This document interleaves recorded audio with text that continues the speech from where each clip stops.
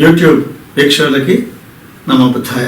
మనం ఆయుర్వేదం, అలోపతి అనే విషయం గురించి మాట్లాడుతూ గత అధ్యాయంలో భారతదేశంలో అనుసృతంగా సాగుతున్న ఆయుర్వేద వైద్య విధానం గురించి మాట్లాడుకున్నాం. అది మాట్లాడుకుంటూ ఆయుర్వేద వైద్యం అద్భుతాలు సృష్టిస్తుందా అనే విషయాన్ని మరో ఎపిసోడ్లో చెప్పుకుందాం అనుకున్నాం. అది ఇప్పుడు చెప్పుకుందాం. నేను ఇంతకుముందే చెప్పినట్లుగా ఈ విషయాన్ని మరొకరు చెబితే నేనైతే నమ్మనుగాక నమ్మను. ప్రత్యక్షంగా చూశాను కాబట్టి అది మీతో పంచుకోవాలనుకుంటున్నాను. మాది గుంటూరు జిల్లా రేపల్లె దగ్గర ఉన్న నగరం అనే చిన్న గ్రామం. ఈ గ్రామంలో నేను ఒక చిన్న పాఠశాల, ప్రైవేటు పాఠశాల నడుపుకుంటున్నాను. దాని పేరు శాంతినికేతన్. ఎప్పుడో 84లో నేను ఈ స్కూల్ పెట్టి నడుపుకుంటున్నాను. 1995-96లో పాఠశాల రికగ్నిషన్ కోసం నేను అప్లై చేసుకున్నాను. ఇది పెద్ద బహిరంగ రహస్యం. మా స్కూల్కి ఈ ప్రాంతంలో చాలా మంచి పేరు ఉంటుంది. మా దగ్గర నుంచి చాలామంది విద్యార్థులు, కొన్ని వందల మంది విద్యార్థులు గురుకుల పాఠశాలలకి, నవోదయ పాఠశాలలకి వెళుతున్నారు. మా దగ్గర చదివిన 2-3 విద్యార్థులు అయితే సివిల్స్లో ర్యాంకర్స్గా కూడా నిలిచారు, కలెక్టర్లు అయ్యారు. డాక్టర్లకి, ఇంజనీర్కి కొదవే లేదు. అసలు డాక్టర్లకు కొదవలేదు నా దగ్గర చదివిన విద్యార్థుల్లో. చాలా చిన్న స్కూల్, ఎంత 200-300 మంది పిల్లలే ఉంటారు. 7వ తరగతి వరకు ఉంటుంది. ఈ స్కూల్కి నేను రికగ్నిషన్కి అప్లై చేసుకున్నాను 96లో. అప్పుడే అధికారులంతా కూడాను దీనికి రికగ్నిషన్ నువ్వు చదువు చెబుతావా కాదనేది కాదు కదా, మనం మాట్లాడుకుంది ఇదే నైతిక పతనం అనేది కాదు కదా. దాదాపు 25,000కు పైగా ఖర్చు అవుతుందని చెప్పి నాకు తెలిసింది. ఆ ఖర్చు పెట్టుకోవడం నాకు ఇష్టం లేదు. రికగ్నిషన్ ఇచ్చినప్పుడు ఇస్తారు, ఇవ్వకపోతే పోతారు. మన చదువు మనం చెప్పుకుందామని చెప్పని నేను ఆ ఫైల్స్ పెట్టి అట్లా నడుస్తూ ఉంది. 2 సంవత్సరాల పైగా గడిచింది. నేను ఆ 25,000 రూపాయలు కట్టలేదు, నాకు రికగ్నిషన్ రాలేదు. ఇందులోకి డిఓలు మారిపోయారు, అధికారులు మారిపోయారు. అప్పుడు నా స్కూల్ పనంతా కూడాను ఈ రికగ్నిషన్ విషయంలో నా ఆప్తమిత్రుడు ఎల్లాప్రగడ సీతాపతి గారు వారు చూస్తూ ఉండేవాళ్ళు ఈ పనులన్నీ కూడా. వారికి ఇష్టం లేదు ఒక మంచి స్కూల్ నిర్వహిస్తూ దీనికోసం మనం డబ్బులు పెట్టి రికగ్నిషన్ తెచ్చుకోవాలా అని చెప్పి ఆయన కూడా అదే స్టాండ్ మీద నిలబడ్డారు. ఆయన 97-98లో గుంటూరులో ఏపీ బీసీ స్టడీ సర్కిల్ అనేది ఒకటి నడుస్తూ ఉండేది. దానికి మా నగరంలో ఉన్న SVRM కళాశాల అధ్యాపకులైన శ్రీ పేరం జయశీలరావు గారు డైరెక్టర్ అయ్యారు. వారు నాకు తెలిసిన వ్యక్తి. నా యొక్క శక్తి సామర్థ్యాలు గమనించి ఆయన అక్కడ సివిల్స్ విద్యార్థులకి, గ్రూప్ 2 వాళ్ళకి, BEd వాళ్ళకి నాతో జాగ్రఫీ చెప్పించేవాడు. అలా చెబుతున్నప్పుడు ఒక వ్యక్తి, తెలియని వ్యక్తి ఎవరో ఒక ఆయన వచ్చి వెనక్కి కూర్చుని నా క్లాస్ మొత్తం విన్నారు. దాదాపు గంట సాగింది క్లాస్. ఆ గంట కూర్చుని విని ఆయన తర్వాత ఆఫీస్ రూమ్లోకి వెళ్ళిపోయి నాకు కబురు చేశారు. నేను వెళ్ళాను. వెళ్ళిన తర్వాత మా ఈ జయశీలరావు గారు డైరెక్టర్ గారు పరిచయం చేశారు. వీరు సత్యనారాయణ గారు, మన గుంటూరు జిల్లా DEO గారు, డిస్ట్రిక్ట్ ఎడ్యుకేషనల్ ఆఫీసర్, జిల్లా విద్యాశాఖ అధికారి అని చెప్పి నాకు పరిచయం చేశారు. ఆయన నన్ను ఎంతగానో అభినందించాడు. ఆయన చాలా ఆశ్చర్యపోయాడు. గ్రామం నుంచి వచ్చిన మీరు ఇంత గొప్పగా పాఠం చెప్పారు, మెట్ల మీద నుంచి వస్తున్నప్పుడు మీ పాఠం నాకు వినిపించింది, అరే బాగుంది అని చెప్పి కూర్చున్నాను. అలా కూర్చున్న వాడిని గంట మీ పాఠం విన్నాను అని చెప్పి అన్నారు. DEO సత్యనారాయణ గారితో నా మొట్టమొదటి పరిచయం అది. ఆ తర్వాత ఒక 5-6 నెలలు గడిచింది. DEO సత్యనారాయణ గారు, జయశీలరావు గారు మంచి మిత్రులయ్యారు, కుటుంబ మిత్రులు కూడా అయ్యారు. అంత బాగా చదువు ఏర్పడింది వాళ్ళిద్దరి మధ్య. ఉన్నట్టుండి DEO సత్యనారాయణ గారికి అనారోగ్యం, తీవ్రమైన రుగ్మతలు ఏర్పడ్డాయి. ఆయన గుంటూరులో టాప్ మోస్ట్ సూపర్ స్పెషాలిటీ హాస్పిటల్లో ఉంచారు. పేర్లు ఇక్కడ చెప్పకూడదు కాబట్టి చెప్పటం లేదు, బాగోదు కాబట్టి చెప్పటం లేదు. ఒక రోజున జయశీలరావు గారు, వారు రేపల్లో ఉంటారండి, మాకు 12 కిలోమీటర్ల దూరం. ఆయన నాకు ఫోన్ చేశారు, గోవర్ధన్ DEO గారి పరిస్థితి విషమించింది, వారికి బ్రతకరు అని చెప్పని ఆసుపత్రులు వాళ్ళు తేల్చారు. వాళ్ళు హైదరాబాద్కి ఇంకెక్కడికో పంపించిన రిపోర్ట్స్ వచ్చినవి, దాని ప్రకారం ఆయనకి బ్రతకడు అని చెప్పారు. DEO గారి భార్య ఏడుస్తూ నాకు ఫోన్ చేశారు. వారి పిల్లలు ఇక్కడ లేరు. ఒక అబ్బాయి బాంబేలో ఉంటున్నాడు, ఒక అతను అమెరికాలో ఉంటున్నారు. కాబట్టి DEO గారిని మా సొంత ఊరు తీసుకెళ్ళిపోతాం అన్నారు. వాళ్ళ సొంత ఊరు తెలంగాణలో రంగారెడ్డి జిల్లా అండి, ఏ ఊరో నాకు తెలియదు.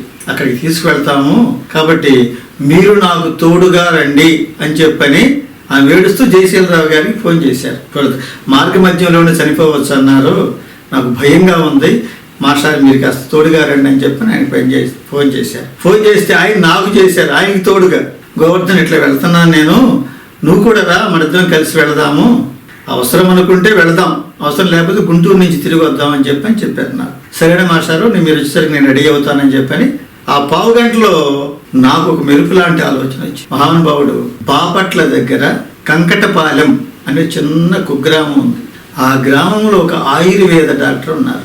ఆయన పెద్దగా ఏమీ చదువుకోవాలా, ఆయుర్వేదంలో కూడా పెద్ద మాస్టర్ డిగ్రీస్ ఏం చేయలేదు, నార్మల్గా కొంత చదువుకున్నారు, సర్టిఫికెట్ ఏదో ఉంది ఆయన ఒక అద్భుతమైన డాక్టర్ అని నాకు తెలుసు.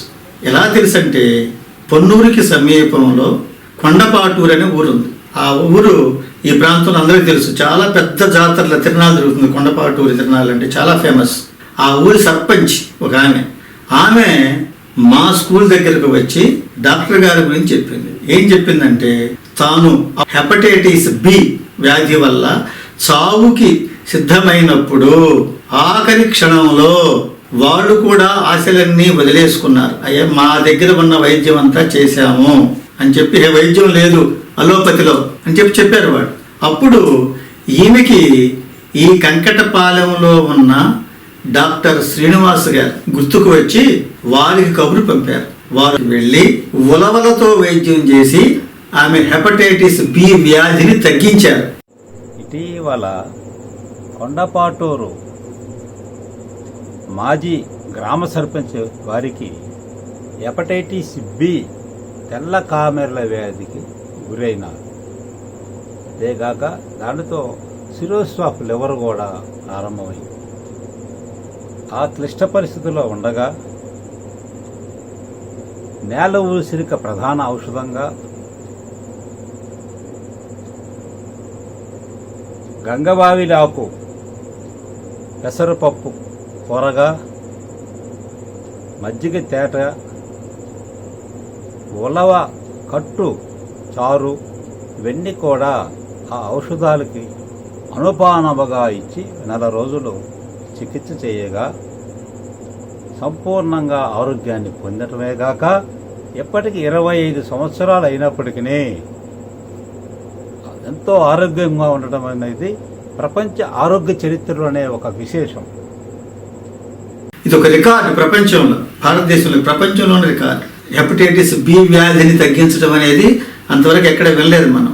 ఒక్క డాక్టర్ శ్రీనివాస్ గారి వల్లే సాధ్యమయ్యింది. ఆ తర్వాత మన మహానుభావులు వరప్రసాద్ రెడ్డి గారు శాంతాబయోటిక్స్ అయిన హెపటైటిస్ బికి వ్యాక్సిన్ కనిపెట్టడం, ఈ ప్రపంచాన్ని బతికించటం, ఈ భారతదేశం సగర్వంగా చెప్పుకునే వ్యక్తుల్లో డాక్టర్ వరప్రసాద్ రెడ్డి గారు ఒకడు.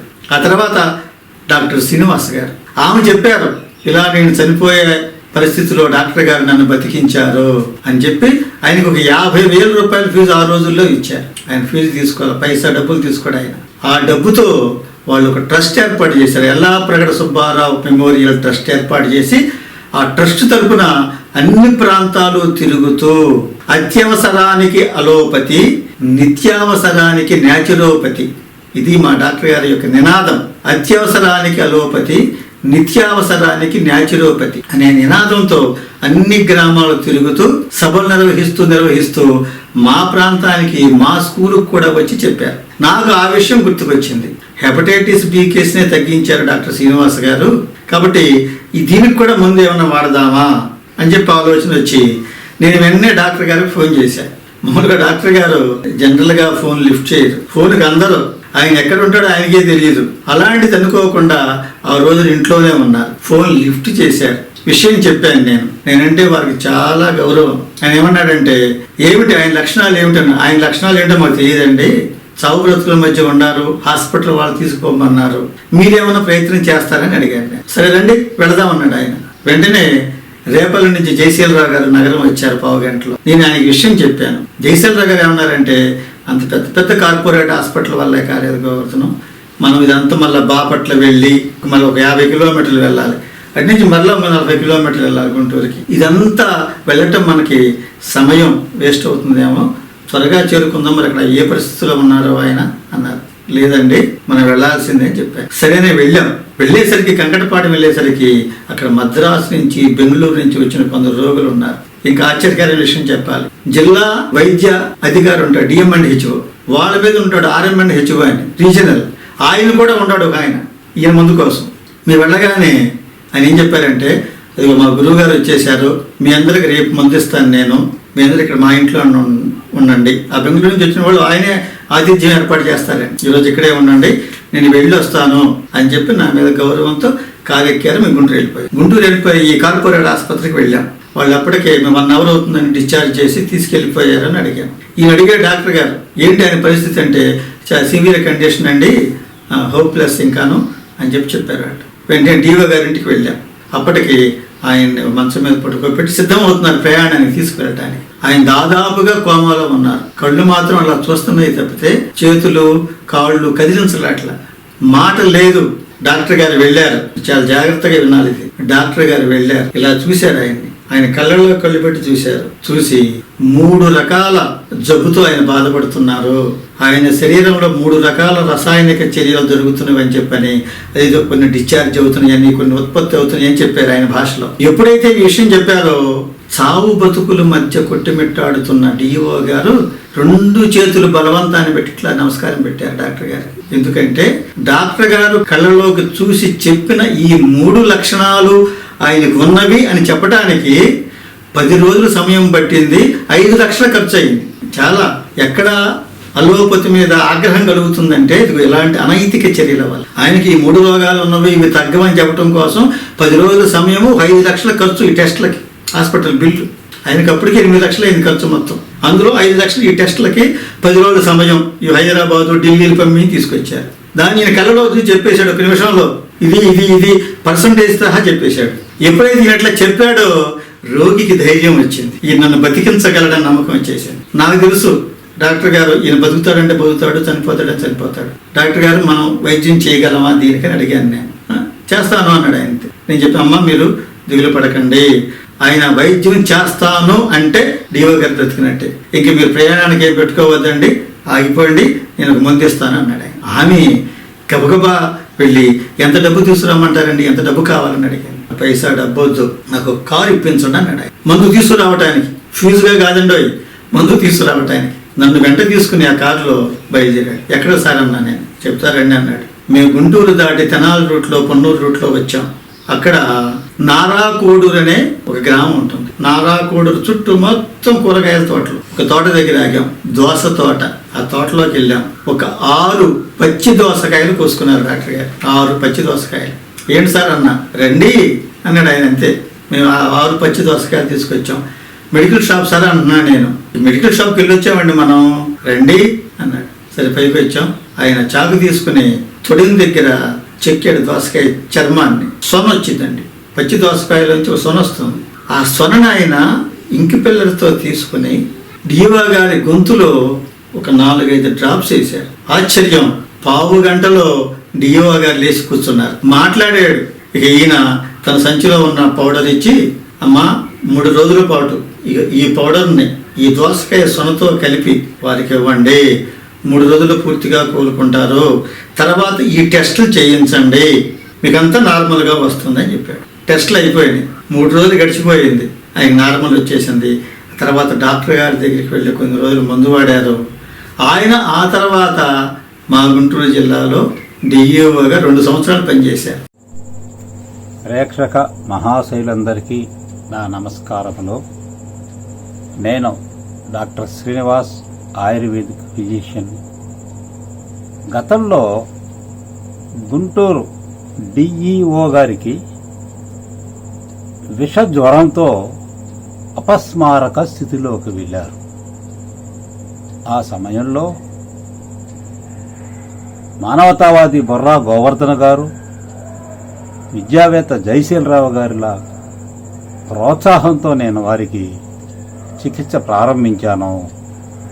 బుడ్డ దోసకాయ ప్రధాన ఔషధంగా కొన్ని ఔషధ మిశ్రమములతో ఒక డోస్ మోతాదు ఇవ్వగానే అతి తక్కువ సమయంలోనే వారు అపస్మారక స్థితి నుండి తెలివిలోకి వచ్చారు. ఇది మన మూలికా వైద్యం యొక్క విశిష్టతని చెప్పుతున్నది. గుడ్డ దోసకాయలో అత్యధికముగా విటమిన్లు, మినరల్స్ లభిస్తాయి. అంతకు మించి సిలికాన్ పదార్థము పుష్కలంగా లభిస్తుంది. అందుచేత గుడ్డ దోసకాయ క్యాన్సర్ వ్యాధుల నివారణలోనూ, గుండె జబ్బుల్లోనూ అదుపు చేయుటలోనూ ప్రత్యేకత కలిగి ఉన్నది. వీటితో పాటు శరీరంలో ఉన్నటువంటి టాక్సిక్స్ని డిటాక్సిఫై చేయగల శక్తి మన బుడ్డదోసకాయలో అధికంగా ఉన్నది. కావున ఇక్కడ నాకు ఒక లాభం జరిగింది, అది కూడా చెప్పుకోవాలి. జయశీలరావు గారి మాటల సందర్భంలో మన గోవర్ధనం ఎప్పుడో స్కూల్ రికగ్నిషన్ కోసం పెట్టి 2 సంవత్సరాలు అవుతుందండి, ఆర్థిక విషయాల వల్ల ఆయన తెచ్చుకోలేకపోయాడు, కాస్త మీరు చేసి పెట్టలేకపోయారా?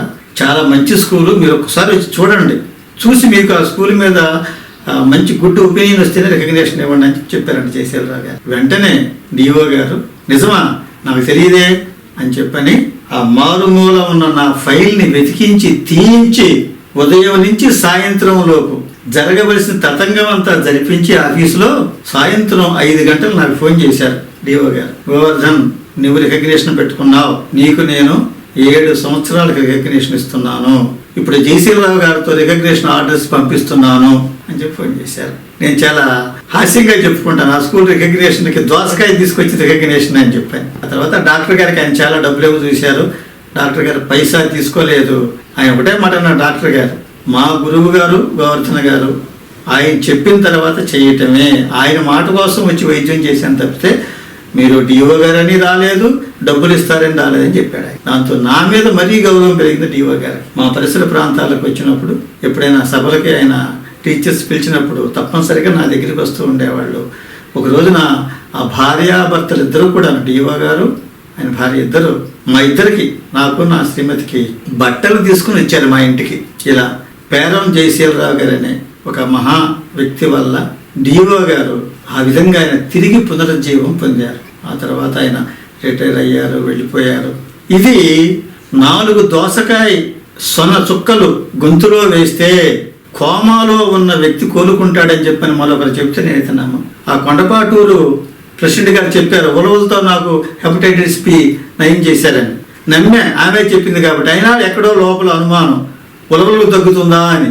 కానీ దోసకాయ చుక్కలు చూసిన తర్వాత డాక్టర్ శ్రీనివాస్ గారు ఎంత గొప్ప వైద్యులో, అసలు ఆయుర్వేదం ఎంత గొప్పదో అర్థమైంది. కాబట్టి ఆయుర్వేదం అంటే తీసుకునే వాళ్ళకే నిదానంగా పనిచేసే వైద్యం కాదండి, నిమిషాల్లో పనిచేసే వైద్యం కూడా ఉంది. అదే ఆనందయ్య గారు కంట్లో చుక్కలు వేస్తే నిమిషాల్లో ఆక్సిజన్ పెరిగిపోతుంది శరీరంలో, శరీరం ఆక్సిజన్ తీసుకుంటుంది. ఇది జరుగుతుందా, ఇది మంత్రమా తంత్రమా అంటున్నారు కొందరు. ఎందుకంటే వాళ్ళకి ఈ ఆయుర్వేద విధానంలోని అనుపాలన అసలు తెలియదు, వాళ్ళు తెలియనప్పుడు వ్యాఖ్యానించకూడదు. అందుకనే డాక్టర్ శ్రీనివాస్ గారి బాపట్లలో ఉంటారండి డాక్టర్ గారు. ఆ డాక్టర్ శ్రీనివాస్ గారి యొక్క అద్భుత వైద్య విధానాన్ని చాలా మందిలో చూశాను. నేను ప్రత్యక్షంగా కూడా వారి వైద్య విధానాన్ని అనుభవించాను. నాకు కూడా కొన్ని ఇబ్బందులు ఉంటే ఆయన చాలా చిన్న చిట్కాలతో తొలగించారు. నా శక్తిని తగ్గకుండా చేయటం వెనక ప్రధాన సూత్రధారి, పాత్రధారి డాక్టర్ శ్రీనివాస్ గారు. ఆయనకి వైద్యాన్ని వ్యాపారంగా మార్చుకోవటం అటుంచి కనీసం వైద్యాన్ని వైద్యంగా చేసి బతికించాలన్న శ్రద్ధ కూడా తక్కువ ఆయన. ఏదో ఆయన లోకంలో ఆయన బ్రతుకుతూ ఉంటాడు, ఆయన వైద్యము, ఆయన సాహిత్యము, అలా తనకు తాను తృప్తి పడుతూ ఉంటాడు. దీన్ని ఏదో పెద్ద వ్యవస్థగా రూపొందించాలనుకోడు ఆయన. ఇప్పుడు పుల్లటి మజ్జిగ, పెరుగన్నం గురించి చాలా మంది మాట్లాడుతున్నారు. ఆయన ఎప్పుడో 30 సంవత్సరాల క్రితమే మాకు చెప్పాడు. 30 ఏళ్ళ నుంచి మేము అది పాటిస్తూనే ఉంటాం. ఇలా ఆహారం ద్వారా, ఆయుర్వేద మందుల ద్వారా క్షణాల్లో కూడా ఫలితాలు రాబట్టవచ్చు అనటానికి ఆనందయ్య కంటిలో 2-3 చుక్కలు వేయగానే ఆక్సిజన్ లెవెల్స్ ఏ విధంగా పెరుగుతున్నాయో, గొంతులో 2-3 దోసకాయ సొన చుక్కలు వేయంగానే కోమాల వ్యక్తి లేచి నిలబడ్డాడు. అది దోసకాయ సొనలో ఏముంది, ఎందుకు నిలబడ్డాడు, అది ఏ విధంగా శాస్త్రీయము, దాని ఈక్వేషన్ ఏంటి అంటే ఆయన చెప్పలేడు. రోగికి కావాల్సింది ఈక్వేషన్ కాదు, సొల్యూషన్. రోగం తగ్గిందా లేదా అనేదే రోగికి కావాలి, కానీ అందులో ఉన్న కెమికల్ బాండ్స్ ఏంటి, ఈక్వేషన్స్ ఏంటి అనేది కావాలి. కెమికల్ బాండ్స్ ఈక్వేషన్స్ లేకుండా వైద్యం చేయటం ఆధునిక విధానంలో తప్పే, ఒప్పుకోదు ఆధునిక విధానం. శాస్త్రీయం కూడాను అలా చూడటం. తగ్గింది కాబట్టి అందులో దానికి సంబంధించిన ఈక్వేషనే ఉంటుంది. ఆ ఈక్వేషన్ మీరు కనుక్కోవచ్చు అవసరమైన వాడు. మా డాక్టర్ శ్రీనివాస గారు చెప్పే నినాదాలు ఏంటంటే, అత్యవసరానికి అలోపతి, నిత్యావసరానికి న్యాచురోపతి. అన్ని వైద్యాలకి మూలం మూలికా వైద్యమే, అనాది వైద్యమే ఆధునిక వైద్యానికి పునాది. ఇక్కడ మనం ఒక్క విషయాన్ని చెప్పుకోవాలండి.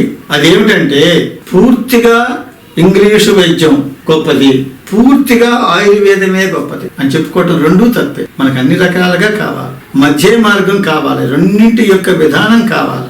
అలోపతి నయం చేసిన వైద్యాల్ని అంత తొందరగా కొన్ని జబ్బుల్ని ఆయుర్వేదం నయం చేయలేదు.